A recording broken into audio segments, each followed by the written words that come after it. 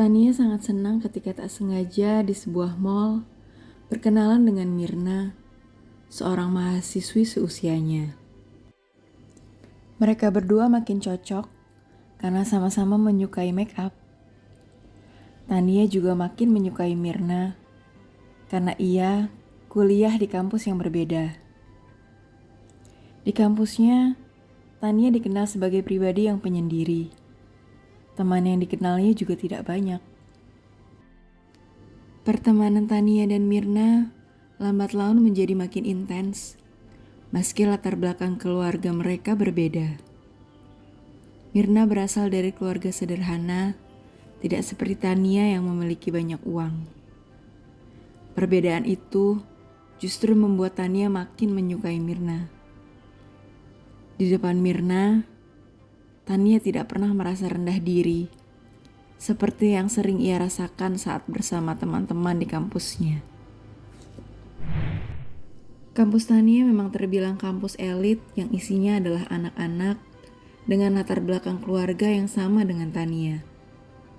Di sana, Tania merasa tidak percaya diri karena badannya yang bongsor. Sedangkan teman-teman kampusnya, selain memiliki uang yang sama banyaknya, mereka juga memiliki penampilan yang juga menawan. Karena itulah, ia selalu merasa tidak dianggap dan sering menarik diri dari pergaulan di kampus. Berbeda ketika ia bersama dengan Mirna. Kepercayaan dirinya muncul karena ia merasa punya materi yang tidak dimiliki teman barunya itu. Mirna juga tidak pernah merendahkan Tania seperti teman-teman di kampusnya. Salah satu alasan itu pula yang membuat Tania sangat betah saat bersama dengan Mirna. Sampai-sampai ia sering menghampiri Mirna di kampus dan tempat kosnya. Makin lama, Tania juga mulai akrab dengan teman-teman kampus Mirna. Mereka semua senang berteman dengan Tania yang royal dan selalu mentraktir. Waktu Tania bahkan lebih banyak dihabiskan di kampus Mirna ketimbang di kampusnya sendiri. Terlebih setelah dirinya kenal dan mulai dekat dengan Alvin. Alvin adalah teman satu angkatan Mirna. Pemuda itu memiliki paras yang tampan. Perawakannya juga terlihat atletis, sehingga wajar banyak perempuan yang tertarik padanya, termasuk Tania. Di kampus Mirna yang terbilang kampus kalangan menengah, Tania memang terlihat berbeda karena materi yang dipamerkannya. Di sana, ia juga selalu menggembar-gemborkan jika dirinya memiliki banyak koneksi yang bagus. Selain itu, Tania juga sesumbar pernah memiliki hubungan spesial dengan salah satu selebgram papan atas, hanya bermodalkan foto mereka berdua yang terlihat akrab. Padahal, Tania mengenal selebgram itu karena sempat menjadi brand ambasador produk furniture yang dimiliki ayahnya. Mendengar semua cerita-cerita yang selalu diucapkan Tania, membuat Mirna dan teman-teman lainnya kagum. Tapi tampaknya semua kebohongan itu tidak memukau Alvin. Cowok yang ditaksirnya itu selalu terlihat biasa-biasa saja terhadapnya. Karena itulah, Tania mencoba aktif mendekati Alvin dengan memberikan perhatian lebih serta membelikannya beberapa barang mahal. Namun, Alvin selalu menolaknya secara halus. Belakangan, Tania juga tahu ternyata Alvin memiliki ketertarikan pada Mirna. Dan justru lelaki itu pernah meminta tolong pada Tania untuk membantunya mendekati Mirna. Bukannya berhati lapang, Tania justru murka. Ia kesal, tapi bukan pada Alvin. Melainkan, ia marah pada teman akrabnya sendiri, Mirna. Mulai saat itu, setiap ia bertemu dan melihat Mirna, hanya ada rasa kesal, marah, dan tentu saja iri.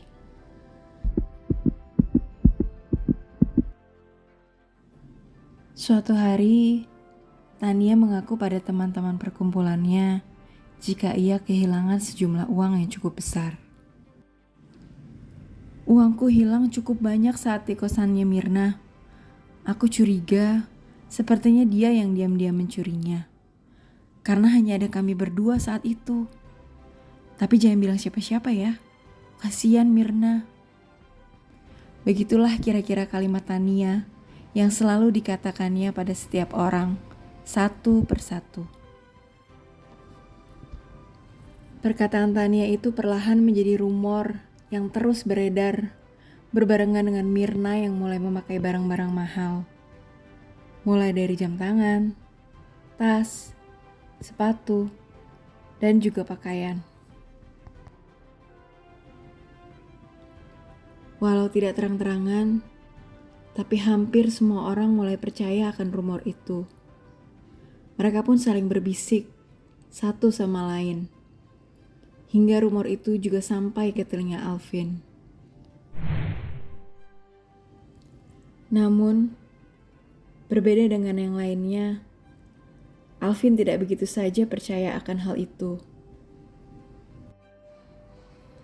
Ia yakin Mirna tidak akan berbuat hal buruk, apalagi sampai mencuri uang teman dekatnya sendiri.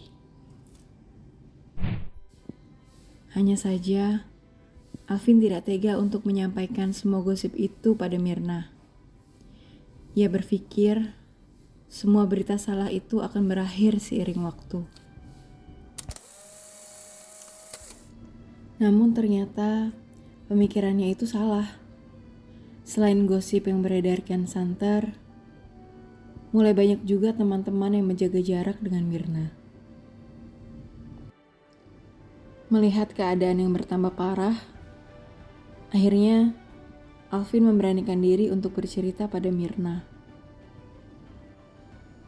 Mirna yang terkejut dan bingung, lantas menghubungi Tania dan mengajaknya bertemu. Tania yang tidak tahu maksud ajakan Mirna itu, lalu menghampirinya di kampus. Mereka berdua kemudian memutuskan untuk berbicara di dalam mobil Tania yang terparkir di lapangan. Mirna mencoba mengkonfirmasi apa yang didengarnya dari Alvin. Ia juga meminta Tania untuk meluruskan semua kesalahpahaman itu pada teman-temannya. Tapi, Tania terang-terangan menolak dan membawa pembicaraan itu berujung pada pertengkaran.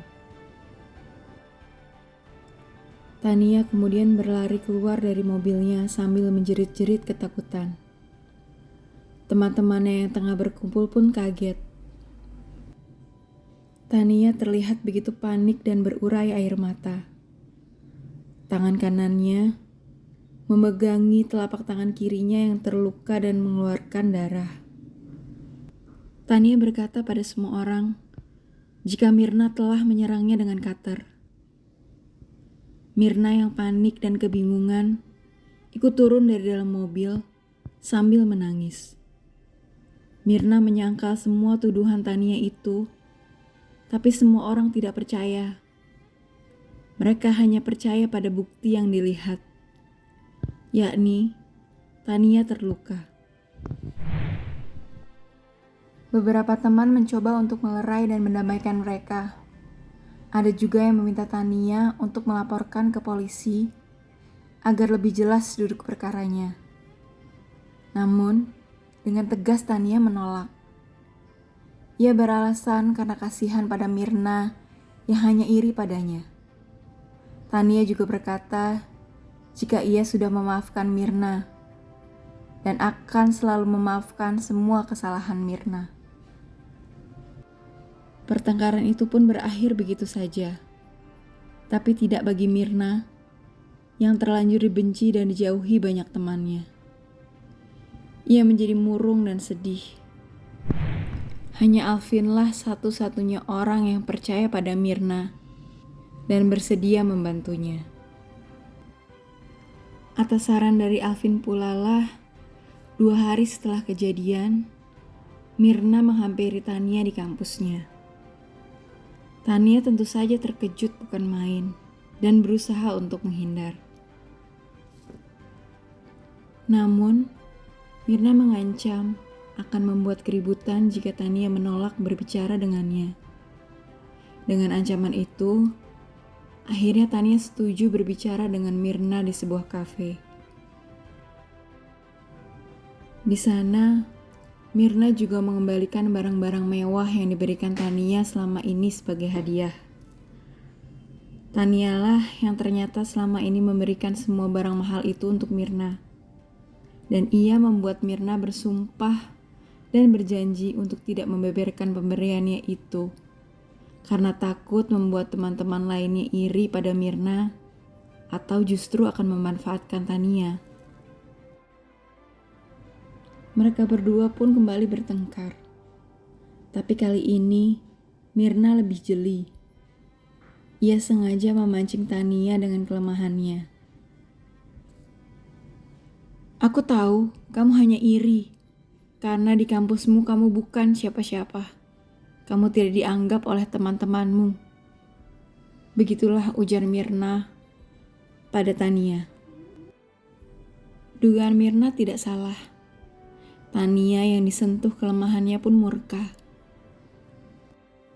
Ya, tapi saat ini kita sama. Sama-sama dibenci dan dijauhi oleh semua teman kampus kita. Apalagi sandiwaraku kemarin berhasil. Tidak sia-sia kan aku melukai diriku sendiri dengan cutter. Begitulah ucap Tania seolah mengejek status Myrna saat ini. Tania terlihat seolah dialah pemenangnya. Tapi satu yang tidak ia ketahui, Myrna sudah sejak awal merekam semua pembicaraan mereka. Dengan semua bukti-bukti itulah, Myrna berhasil memulihkan nama baiknya di depan semua temannya. Mereka semua pun lantas berbalik, menjauhi Tania, sang manipulator. Selesai.